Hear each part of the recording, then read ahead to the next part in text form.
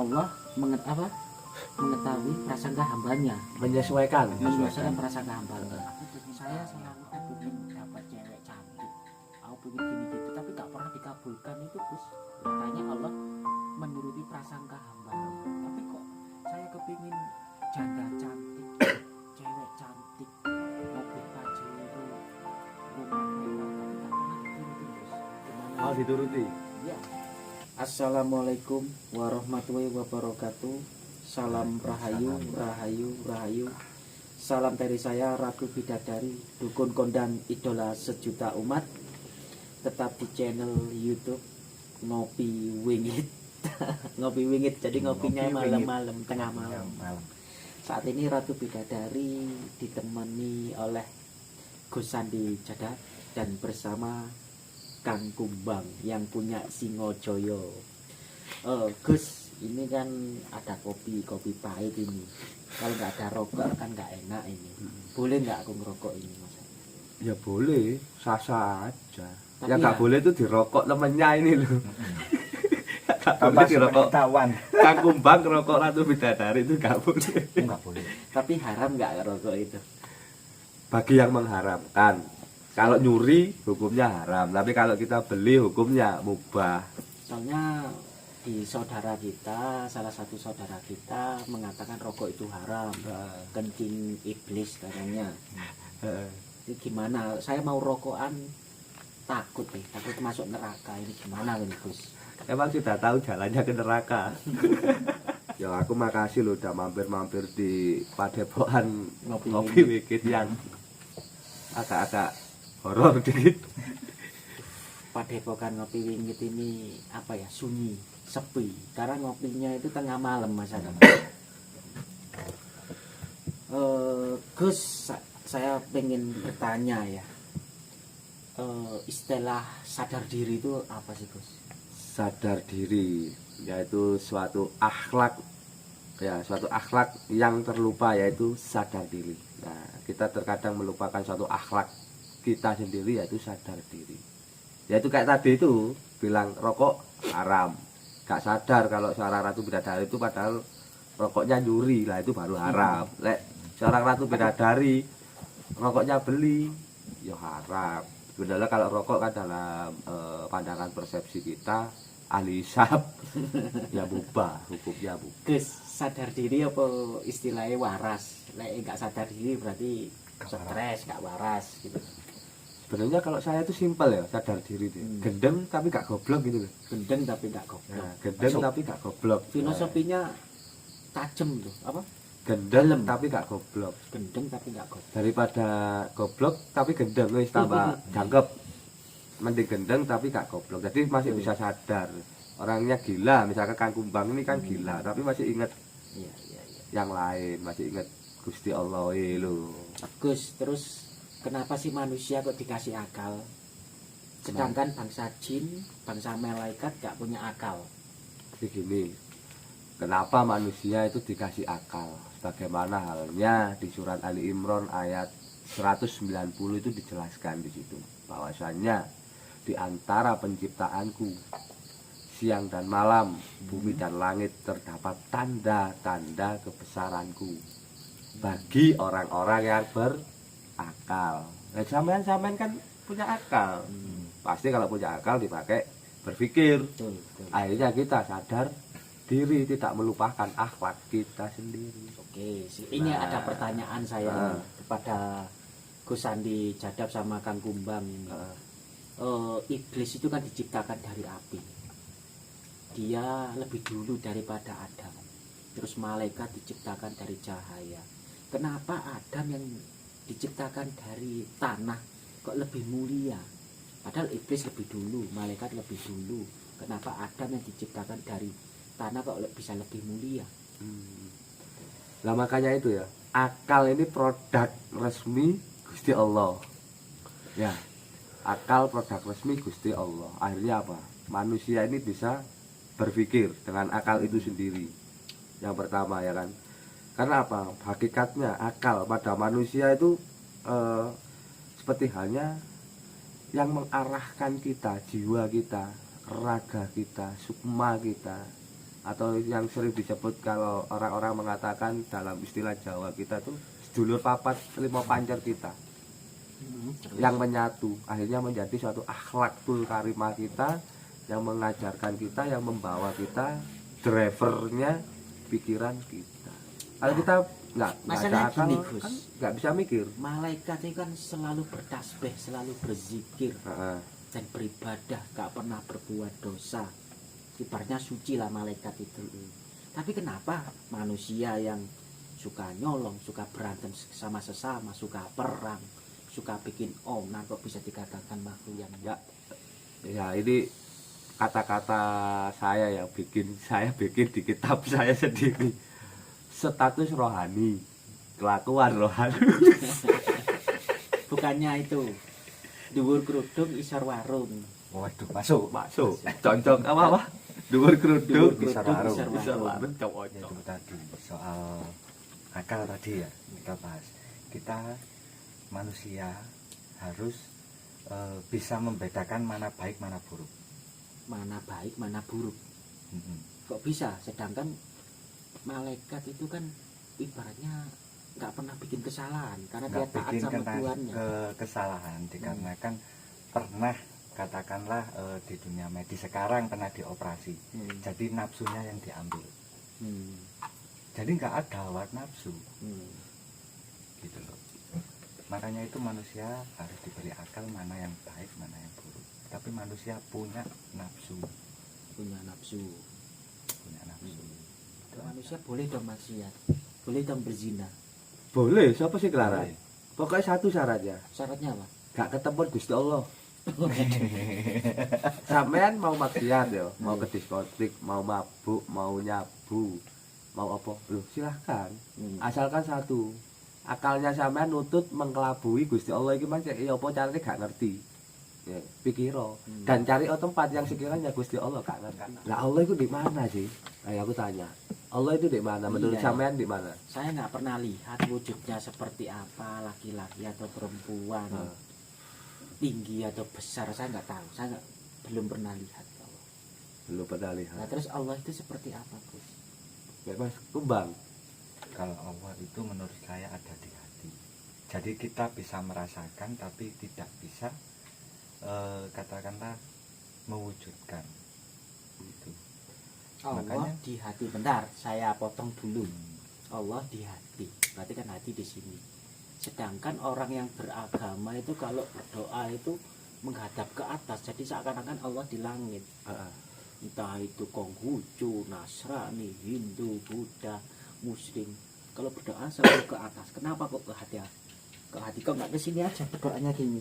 Wah, Ayo. Pertanyaannya Ini kan gini. harus dijawab. Ribuan bahkan jutaan manusia, miliaran manusia loh, bukan jutaan, ya. Miliaran manusia yang beragama bukan etis. Berdoanya itu ke atas. Konghucu, Hindu, Buddha, Nasrani dan lain-lain. Nah, kok bisa sampean mengatakan dari hati? Kalau dari hati kan gini nanti menghadap hatinya sendiri, dadanya sendiri. kenapa saya Kritis loh Ratu Bidadari pertanyaannya. gini? Saya jawab ya, sebisa saya. Menurut saya, kenapa Allah ada di hati? Walaupun kita berdoa, ya kan? Berdoa, katakan melihat ke atas. Allah itu tatanya ada di atas kita. Tapi katakan rasa ada di hati. Allah di hati gimana? Tempatnya Allah, tahtanya kan di atas. Tatahnya di atas ya, terus Tapi rasanya ada di hati. Kita hanya bisa merasakan. kok bisa seperti itu? Kalau saya ibaratkan, saya berbicara sama sampean, sama Gus Sandi, sama Kang Kumbang, kan sama di depan saya, tapi saya berbicara menghadap ke sini. Kalau sampean mengatakan Loh. Allah di atas, apa rasanya di hati? Kenapa saya bilang gitu? Dikarenakan kita kan wujud. Ya, kita wujud. Kalau Allah kan nggak wujud, gitu. Terus mau gimana?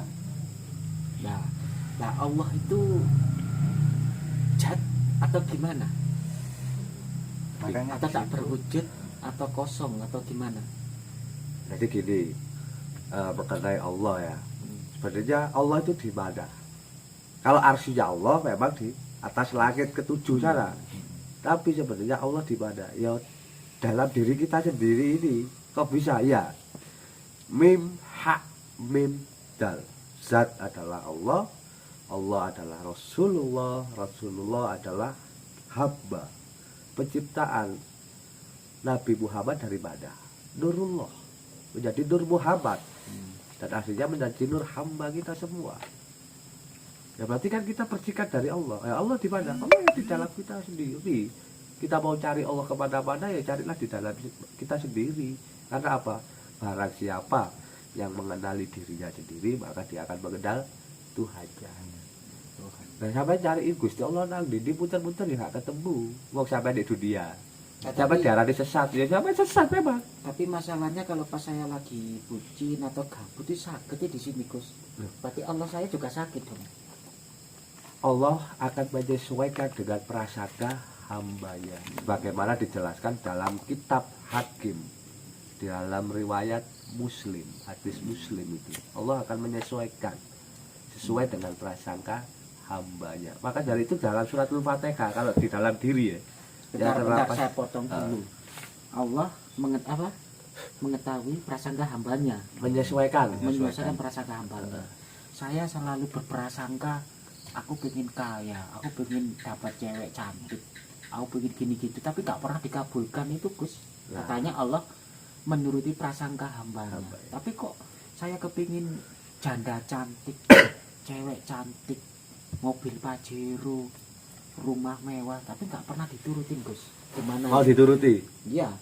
Jadi balola. Balola itu apa? Balone Gusti Allah.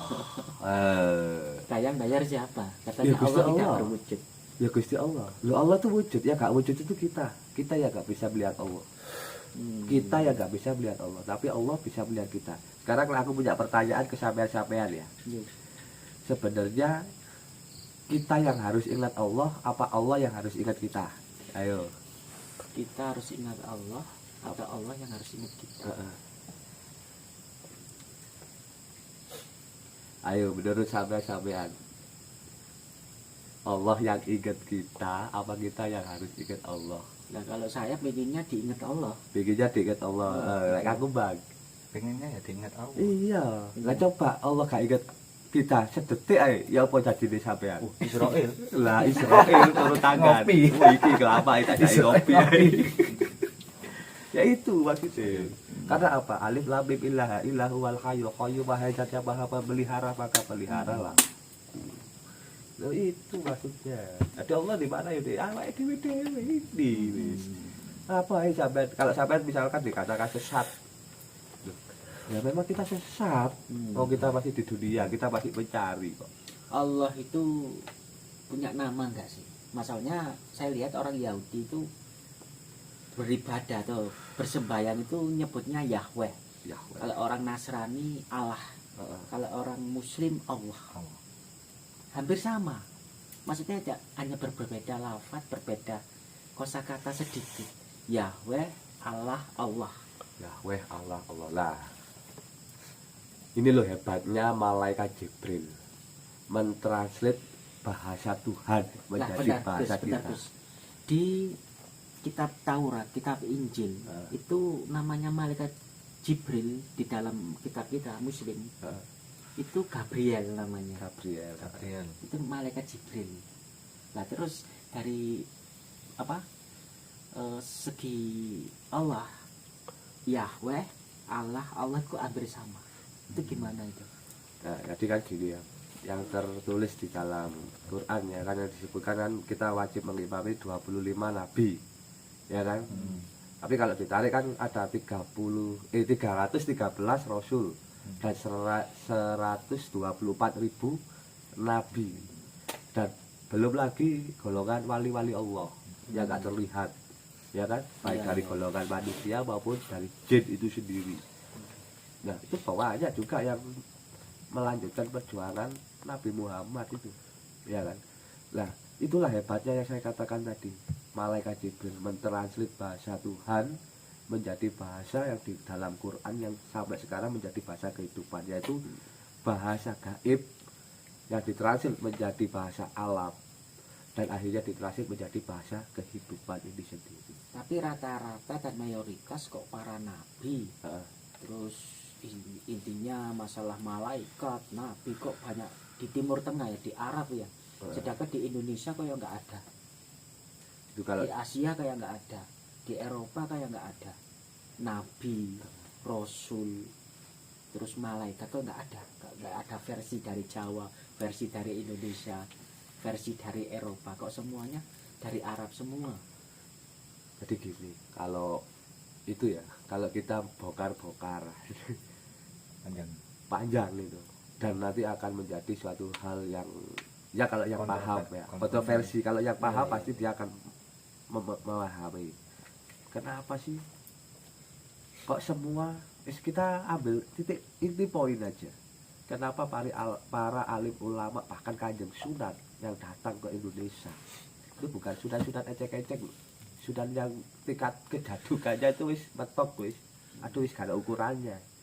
Kok semua larinya ke sini, ke Indonesia dan ke tanah Jawa. Ada apakah dengan tanah Jawa? Itu nanti kita akan kupas lebih dalam ini. Tanah Jawa. Soal seni budaya. Seni budaya ini kan biasanya banyak yang menghujat gitu loh. Banyak yang menghujat katanya seni budaya itu syirik lah, kebanyakan dihujat seperti itu. Terus tanggapannya Gus Andi gimana? Nah, sebenarnya agama kalau dibalut dengan budaya kan enak penyampaiannya, penangkapannya juga enak. Kita ambil contoh Sunan Kudus dengan jaranan ya, Jalur Kalijogo dengan kesenian wayang, gendang, dan era sekarang Roma Irama dengan dangdut. Dan sekarang saya pun juga sama, main tarot dihujat sama. Itu kan sebenarnya tarot kan juga kesenian. Mulai dari zaman Nabi Sulaiman itu sudah ada, cuma waktu zaman Nabi Sulaiman yang mempopulerkan itu orang Yahudi. Nah, sekarang kayak jaranan sering dikatakan hujat, disesat, ya tidak lah menurut saya. Karena apa? Itulah bentuk dari Kanjeng Sunan dulu merangkul umat itu dari kesenian. Akhirnya apa? Budaya ini membalut agama. Kan enak, membalut Biasanya agama. kan di jaranan atau kuda lumping itu kan ada yang kesurupan. Itu kira-kira kan itu jin atau setan atau apa? Itu dikatakanlah kebanyakan setan. Setan. Jadi setan itu dulunya katakanlah leluhur dulu menyampaikannya dengan salah satu tarian seni jaranan atau kesenian. Nah, kesenian setiap tarian itu ada filosofinya sendiri. Makna-maknanya. Bukan jin ya, setan. Kan istilahnya apa? Setrekan dia. Setreng. Disetrek, istilahnya disetrek. Berarti Kang Kumbang ini disetrek ya? Loh ya, saya setrenan loh. Makanya wajah saya ganteng. Oh. Itu Iya. jangan bilang Semar pinggirno udah enggak ada. Setrenan saya gitu.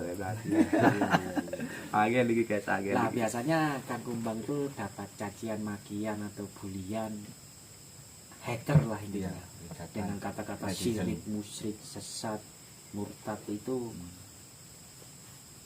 Kang Kumbang sendiri menyikapinya seperti apa? Apa sakit hati, apakah sedih, ataukah kena mentalnya itu sampai nangis atau gimana gitu? Kalau nangis enggak, cuma sedih saja saya. Tapi nangis nggak? Pernah nggak nangis? Ibaratnya dibully orang sampai nangis sampai nyesel. Oh, enggak pernah. Cuma saya berarti mental aman ya? mental aman, tetap aman. Sama Ratu Bidadari tetap aman gitu. Mental tumpling bersolawat. Di situ saya ada rasa katakanlah sakit hati itu ada. Gitu. Kita hidup di tanah Jawa. Tanah Jawa banyak budaya-budaya adat istiadat juga ada gitu. Para seniman dianggap katakanlah sebelah mata. Gitu loh. Soalnya ada yang menganggap sebelah mata itu mengaku beradab tapi tidak beradat. Nah, bahasa kita menyampaikannya yaitu tadi dia mengaku beradab tapi tidak beradat. Nah itu kan gak beradat berarti kan wong D. Nah, saya tertarik dengan kata-katanya Kang Kumbang tadi. tarian itu ada filosofinya. Seperti apa? Kan orang dadi-dadi gulung-gulung. Filosofi apa gulung-gulung itu? Ada di situ sebelum Jungkir balik, kita katakanlah kesurupan atau kalap ya. Ya. Sebelum itu kan ada tarian. Nah, tarian itu ada filosofi, katanya kuda. Kuda terus reog, barongan, itu ada filosofinya sendiri. Cuman kalau barongan ini kan nggak lazim. Hewan juga bukan, manusia juga bukan, kan sosoknya itu kan seperti setan atau demit atau apa kan nggak lazim. Itu seperti apa filosofinya? Nah, kalau barongan itu filosofinya seperti naga. Aslinya itu naga. Oh, naga. Bukan Aslinya naga. Bukan kayak semacam buto. Oh, bukan. atau gendruwo Itu naga. gitu. Itu naga. Terus kan ada lagi sekarang tren masa kini kan barongan devil. Barongan. Oh iya ya. Ya, itu kan bentuknya kepala naga. Tapi kan mengadopsi dari luar negeri. Iya, mengadopsi dari luar negeri. Sebelum itu kan ada pakem sendiri, yaitu dari Kediri, yaitu Samboyo Putro. Nah, terus di Malang saya waktu itu menunjukkan barong cokot. Barong cokot itu yang enggak gimana? Nah, barong cokot itu barong harus digigit. Oh, yang digigit. Seperti reog. Nah, kenapa saya pakai barong cokot? Itu karena di Malang terkenal dengan topeng Malang. Nah, kita tidak membuang ciri khas kota Malang. Jadi di situ ada filosofinya. Ini loh, barong cokot. Itu ada. Dengan makhluk-makhluk tak kasat mata itu masih ada tata krama atau Taruh pakem. semua. Ya itu Sopan adab. santun. Adab. Adab. Jadi kita adab itu nggak harus sesama manusia, malaikat, tapi ke bangsa. Karena itu makhluk toh. Sama, kita juga ada adabnya. Lanjut dengan kata-kata yang tadi, yang sempat sampai bahas tadi.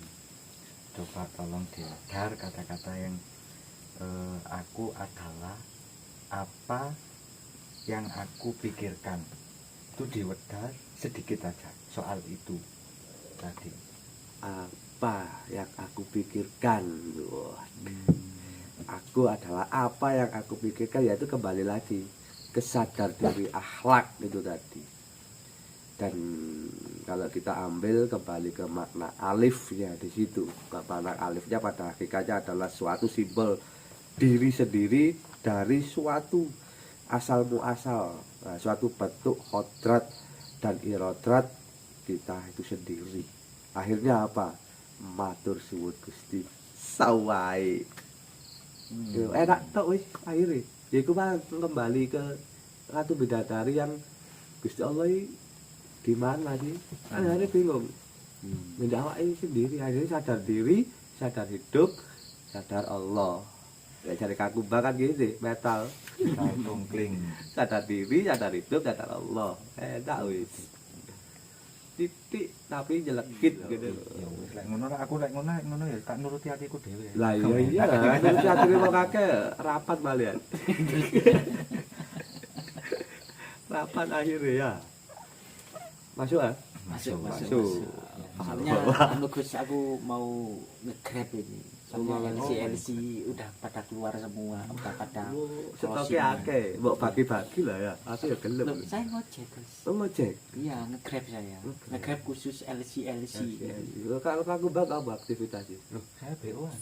Oh, BO. Dukun BO-an. Ya Gus, ini kan jamnya udah jam 2, karaoke udah pada mau tutup, closing, saya mau nge-grab dulu. Mungkin saya akhiri, saya Ratu Bidadari Dukun Kondang Idola Sejuta Umat, Gus Andi Jadap sama Kang Gumbang. Assalamualaikum warahmatullahi wabarakatuh. Salam rahayu. Jangan lupa di subscribe, like, and comment channel YouTube Ngopi Wingi. Oke.